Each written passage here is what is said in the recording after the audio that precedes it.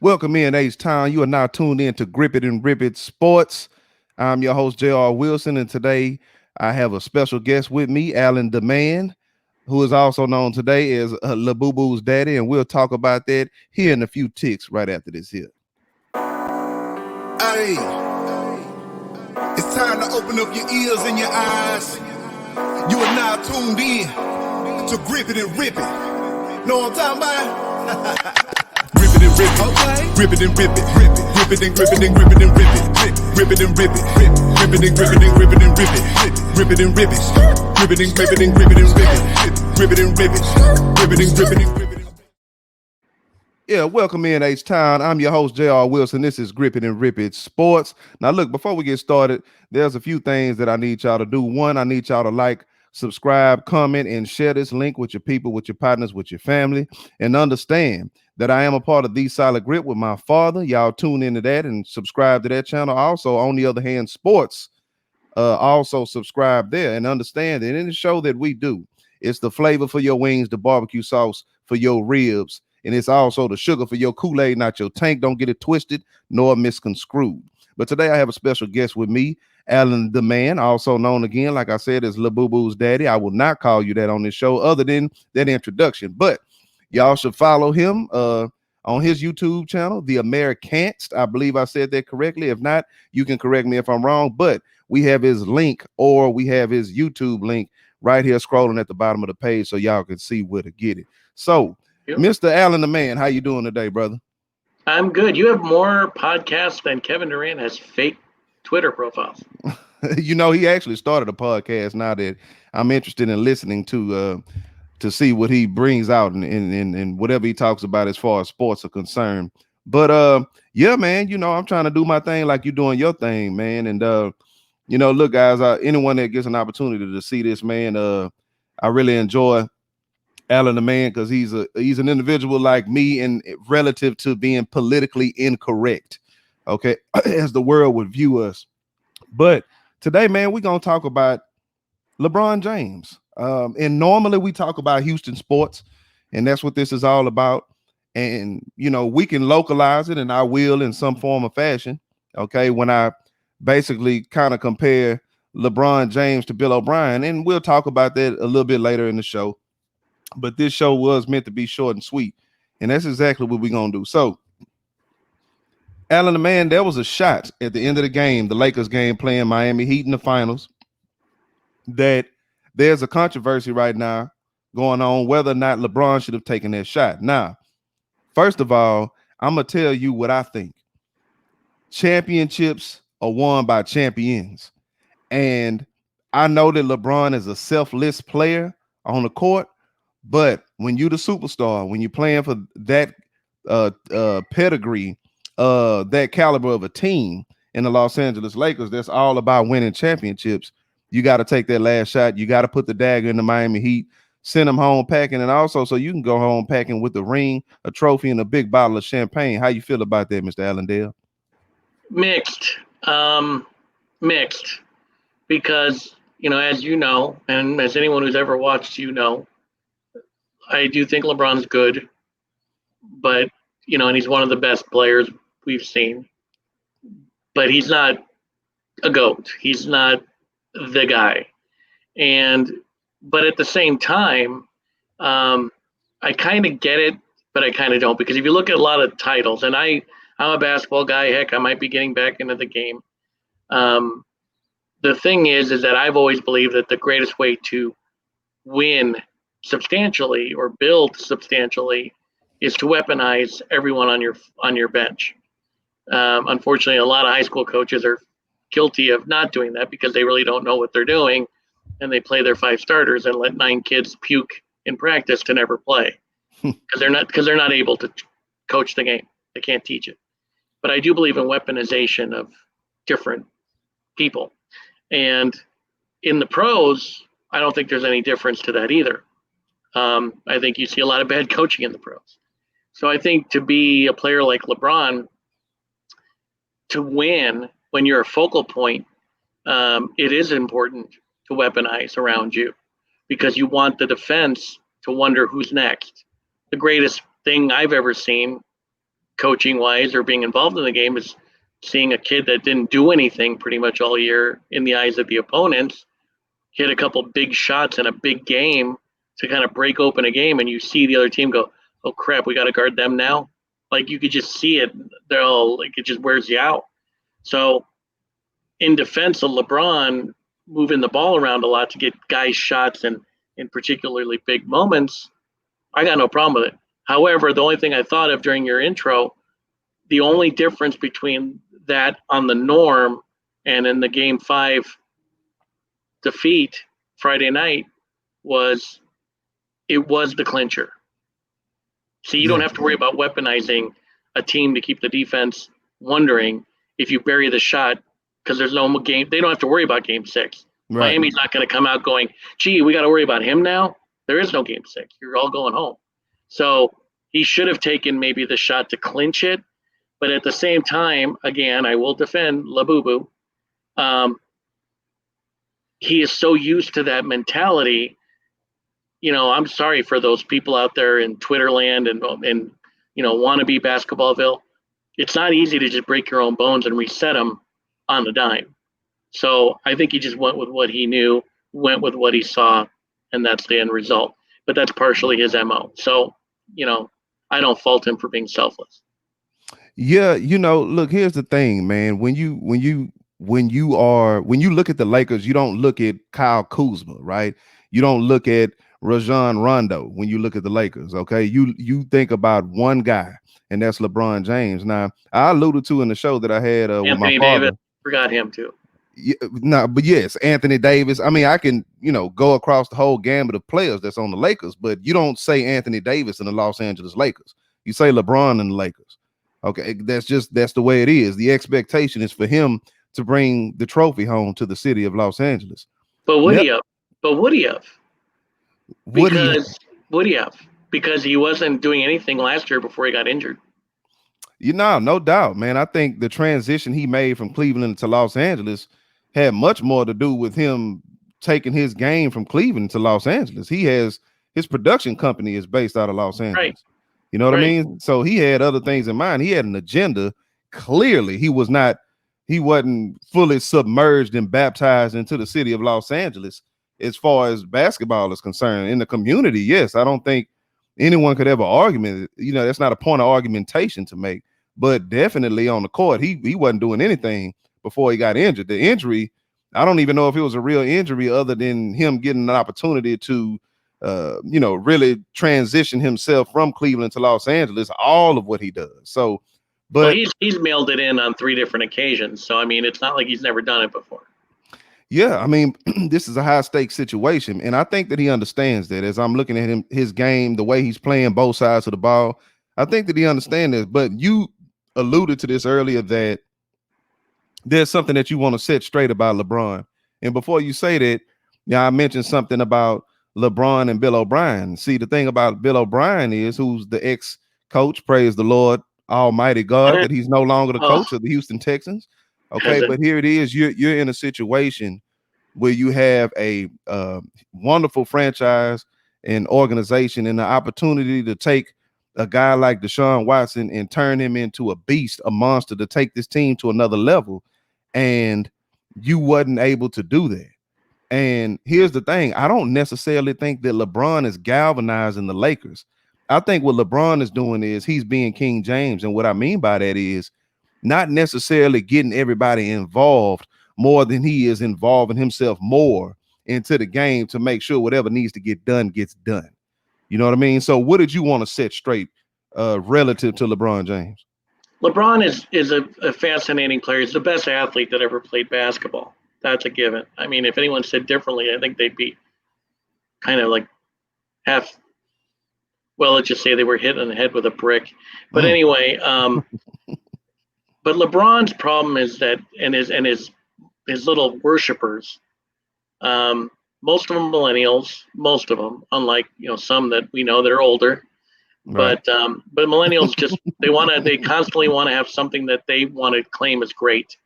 And I'm not some guy who's in my age range thinking that, back in the day, football, baseball, hockey, soccer, much better overall in this country than it ever was. Basketball garbage. And I'm not going to get into the era. We can do that at another time if you want. But here's the thing. LeBron James has never won a title without help. And all of his little, LeBron boo-boo huggers like to compare him to Michael Jordan and the Scottie Pippen thing, which is Oh Lord. arguably the stupidest. Okay. I mean, so let me just give you the little litany. You have these people who try to stroke Labubu by saying, well, Michael didn't win a title before Scottie Pippen. Okay. Oh, well, I mean, what did they do before they got LeBron? Okay. 2008, Boston Celtics.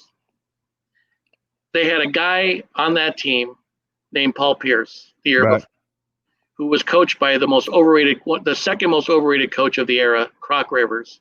He's terrible. He Mm. always has been. He's awful. I see what The you only one, did there. the only one worse is Mike D'Antoni, who, God willing, thank God they fired him. That guy is a clown. Terrible.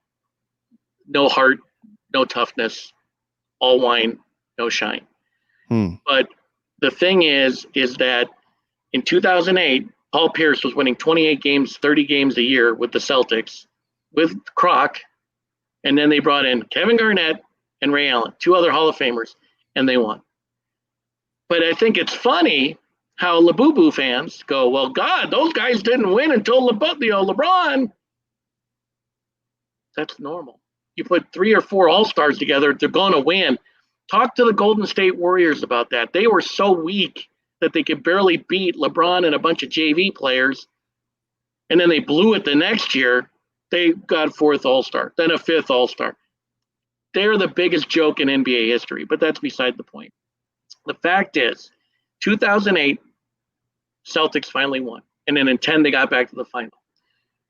LeBron James's best year ever was 2007 when he took that team of to a Yeah. final. It Yeah. was a Trash team. Yeah. great performance. Okay, he was phenomenal. And then LeBron started reading his own press clippings he was running in his own head. And he became a drama queen. And he became a little bit too whiny. And that's why he became the player who nobody wanted to play with. Regardless of what people want to say, no one wants to play with him. And nobody gets better because of him. Nobody. They usually get worse. Or they get better the sooner they get out of town, like Ball and Ingram did. Okay, Kevin Love became a worse player when he got there in Cleveland. But let's take those jumps. He goes to Miami. He inherits Wade and Bosh, 2 All-Stars established, 1 a world champion. And he's considered the best, arguably, at his position when he gets there. Then he goes to Cleveland. This is going to make you laugh because I had a major argument with a bunch of millennial Labubu fans. Oh, this is great. So then he goes to Cleveland. He picks up Irving and Love. And I was told, now get ready, you might have to turn on a laugh track, that is not comparable to when Jordan got Pippen. What? Kyrie Irving was the All-Star Game MVP, a 2-time All-Pro, and Kevin Love was a 2-time All-Pro, led the league in rebounding and was averaging 20 and 15. These were 2 established All-Stars, and you're going to compare that to rookies? What? Wait, what? Did you ever read the pre-draft analysis on Scottie Pippen? No one thought he'd be one of the greatest defensive players in the history of the game. Oh, how did that happen? It happened because Phil Jackson had him guard Michael Jordan all the time, and Scottie will tell you, wow, I learned a lot guarding him. Here's another thing, which, boys, Michael never won anything without that Scottie. Okay. Scottie Pippen averaged 8 points and 4 rebounds a game his rookie year, coming off the bench. That year, the Bulls won 50 games and got to the Eastern Conference semis and lost in 5 to the Pistons. And Grant, come on, Horace. Next year, Pippen goes for like 12 and 6. He's starting half the year, sharing time with Brad Sellers. If anyone needs to look up Brad Sellers, please tell me if he compares to Chris Bosh, okay? And he wasn't even starting above Brad Sellers. They go to the Eastern Conference Final, lose in 6 games. Okay. How did Pippen become Pippen? Because he worked at it. But he also had a guy who elevated him and Grant to these levels. And then let's compare their resumes. The minute they left Chicago, Grant had a couple nice seasons and then gone. Pippen had 1 or 2 seasons on the defensive team, never was an all-star again, never got the accolades ever again without playing with Michael. What does Labubu do? He goes to Cleveland. He wins the title with 2 all-stars already established. And by the way, the year before, they don't win it without those 2. He then goes to LA. Sucks. He brings in Anthony Davis.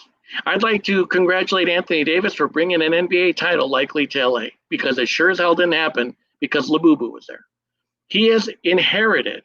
Oh, and by the way, I wish I had time. I could show you the roster that the Bulls had in 87, 88, of the veterans before Pippen and Grant joined the team. Somebody actually told me, now this is going to floor you, that when he won 50 games in 87, 88 with the Bulls, Michael Jordan had at his disposal 2 very good players. This is what I was told. George Gervin at 37 and Orlando Woolridge. They were comparable to Anthony Davis. I was told this. What? They scored, George Gervin and Orlando Woolridge combined to score 36 points per game at a time when the pace of play was higher than it is now. They had like 4 more possessions per game. They scored less combined. So, okay, let me get this straight. They scored less points at a higher pace of play than they do now than Davis. And who was the other? Oh, and Kuzma. Okay, who, by the way, was an established kid. Oh, and they have Rajon Rondo. What are you talking about? LeBron is a great facilitator. He is a great player in terms of what he can contribute. And yeah, you can win because of LeBron. But LeBron has never proven, and he won't because now he's too old to do it. He has never taken a core group of guys who nobody could win with and elevate them. He's never done it. Except in 2007, as you alluded to earlier. And let me say this, Alan, yeah, man. to a title, but I mean to a title. But yeah, that's when he was. And you know what, though? But let's be fair, though, real quick. 2007 was the beginning of the Eastern Conference going kind of kaput. Because the Pistons were on their way down. The Pacers were a little bit on their way down. The East was kind of a mishmash of kind of, it wasn't great. It was good. I mean, the Celtics won 28 games that year. So it wasn't that good of an East. It was decent. I'm still thinking it was a wonderful year by Labubu. That was when he was LeBron. Now he's Labubu. Right. And so let me say this real quick, Alan, man, that here's the thing. You've made a great argument today about the outlook of LeBron James galvanizing the team. And I somewhat concur with you as far as him really taking a team and elevating that team. And I think that the argument is going to go on forever, man. It's going to go on forever just because people are going to have, their defensive mechanism and say, well, LeBron's been to this many NBA finals more than anyone else. But at the end of the day, I think they're 2 different players. I think there's 2 different eras. And I think that your case that you laid out is a viable one. And there are other viable cases, man. But the clock on the wall does say that's all, y'all, man. And Alan, the man, I appreciate you, man, coming on the show with me. Spicing my thing up a little bit. It's always me just talking on here, basically talking to myself because I don't go live. I just, do these little videos and I get up out of here. But we gonna get up out of here, man. But look, before we get up out of here, I want to tell everybody to like, comment, and subscribe to this channel. Also follow Alan the Man on YouTube, the Americanst. You right here, I have the link scrolling at the bottom of the page. You can see that. I don't know if you can, actually extract it from there, but you can definitely get it, put it in and go check him out. And we gonna get out of here. Alan the Man, if you got a few words, man. I just wanted to say one quick thing.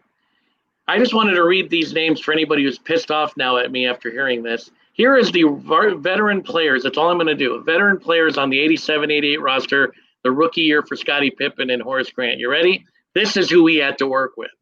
Dave Corzine, Mike Brown, Charles Oakley, John Paxson, Brad Sellers, Rory Sparrow, Elston Turner, Sam Vincent, and Granville Waiters. That team was garbage. He goes to Lakers, and he has Rondo added, He has Davis later. He has Kuzma. He had those two pretty decent young guys. His team he had around him was arguably as good or better, and he went, okay, I rest my case. Yeah. Well, man, hey, thank you. I definitely think that you made a case that people should hear. And look, if anyone opposes what Alan the man said, I would encourage you greatly, implore you, beseech you to get off in the comments and leave a comment and say what you got to say. And I promise you, I'm we happy. will have some type of verbal discourse, and we will be you know, thugs of the keyboard, so to speak. So for me, J.R. Wilson, for Alan the man, this is Gripping and Ripping Sports. Grace and peace to all y'all. See y'all next time. Thank you so much, Alan the man. See you next time, bro. Hey, it's time to open up your ears and your eyes. You are now tuned in